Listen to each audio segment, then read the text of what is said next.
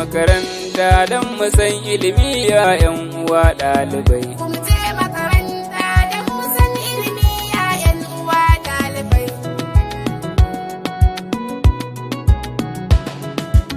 Bari na sa Allah wanda shi ya halitto duniya, ya halicci halittar da take a cikinta gaba ɗaya.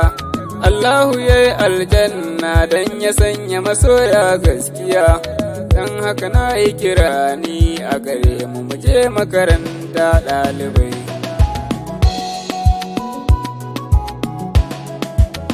Rabu ƙara salati ga abin ƙaunar mu da gaskiya, shugabana baban Fatima manzo mai gaskiya.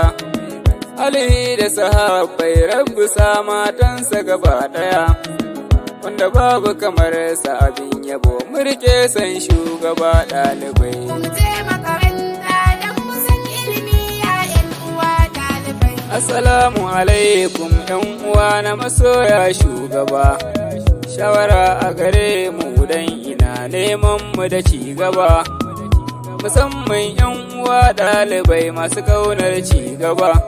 Na yi kira a gare mu ku zo mu je makaranta kungiya ɗalibai. Mu je makaranta don mu san ilimi ya 'yan uwa ɗalibai. Sona annabi shi ne so masoya mun rike shugaba, iya wuya ko daɗi 'yan uwa mu rike san shugaba. Duk masoyin gaskiya na ma'aiki za ya ga ci gaba, don haka kar mu bari a bar mu baya a ƙaunar shugaba ɗalibai.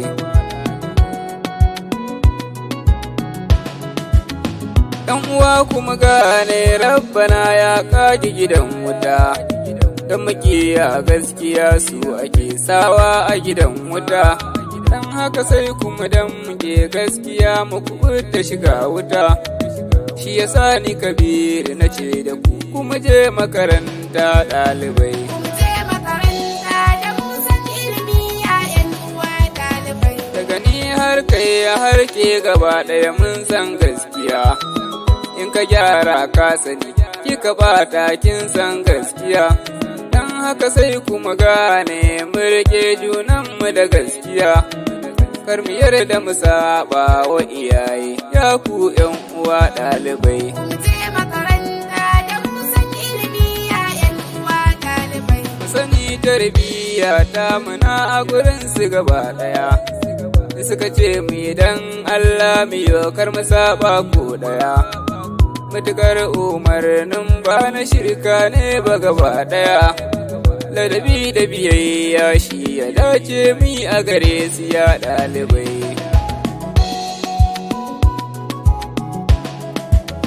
Ya iyaye namu kusani da akwai kalubale, ran gobe kiyama rabbi Allah za fa ya daddale.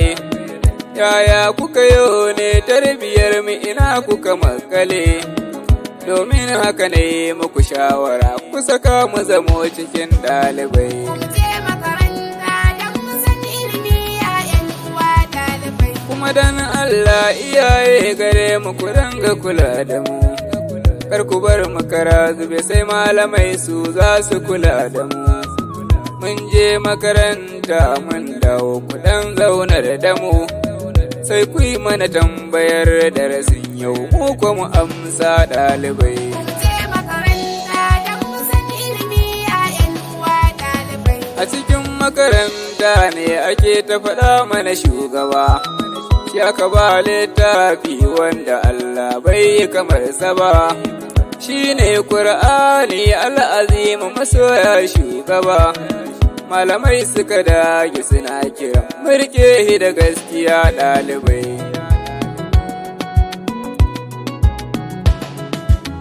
Banda manzan Allah wa yake ƙaunar mu da gaskiya, sai ku ce mini babu wanda ya kai shi gaba ɗaya. Shi ya suma saboda mu ɗalibai kun ji zancen gaskiya, domin haka burin rayuwa ta duk muka shugaba ɗalibai. Mu je makaranta don mu san ilimi ya 'yan uwa ɗalibai. A fagen haƙuri ya 'yan uwa ba tamkar shugaba, a fagen iya yaƙi shugabana shine kan gaba, shi ya tarwatsa kafirai ya saka su suke yin fargaba, shi ake turo wa mala'iku su taya shi da yaƙi ɗalibai.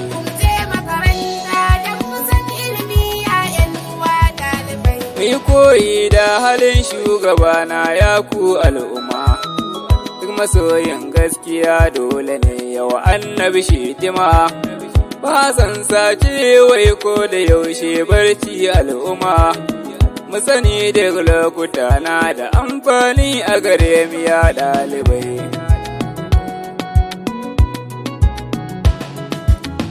Ɗan uwa kuma gane ummati manzon mu yake kira, har ya kai ga wafadi ummati Mahamudu yake kira, ran gobe kiyama ummati kuma kunga yake kira, Allah ka saka mu zam ummatin Mahamudu ku amsa ɗalibai.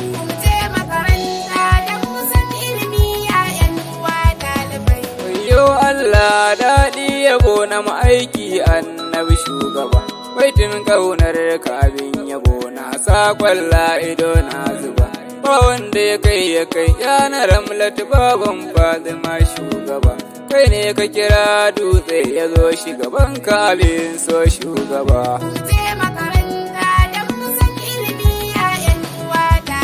Ka kira bishiya ta zo gaban kabin so da hamuje ta ba, ta ka hau kan dutse shugaba na san bai ɗauke nauyin ka ba, nan take lotsa kodin sawun ka ya fiffito shugaba, ka fitar da ruwa ta yatsun ka annabi Allah bai yi tamkar ka ba.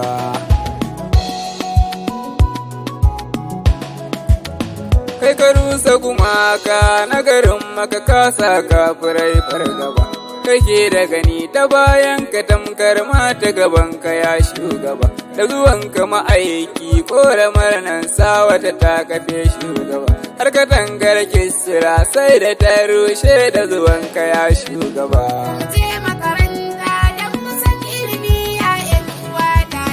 Ni kabir nan zan tsaya baitukan da na yau domin ku ya ɗalibai.